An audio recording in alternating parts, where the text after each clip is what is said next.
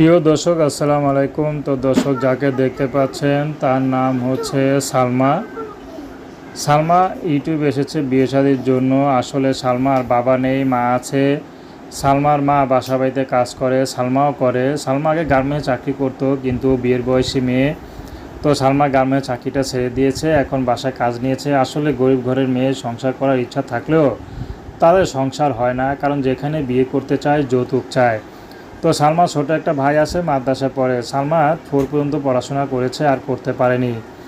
তো এখন সালমা ইউটিউব এসেছে বিয়ে শাদির জন্য। আসলে ভালো একটা মানুষ চায়, যে মানুষ সুখে দুঃখে তার পাশে থাকবে, তাকে কখনো ছেড়ে চলে যাবে না, এমন মানুষ পেলে সালমা বিয়ে শাদি করতে রাজি আছে। সে বিবাহিত, বয়স্ক যেমনই হোক না কেন, যদি কোনো রিক্সা চালক, ভ্যান চালকও হয়, সালমার কোনো আপত্তি নেই। তো দর্শক, এই ছিল সালমার জীবনের সংক্ষিপ্ত জীবন কাহিনী।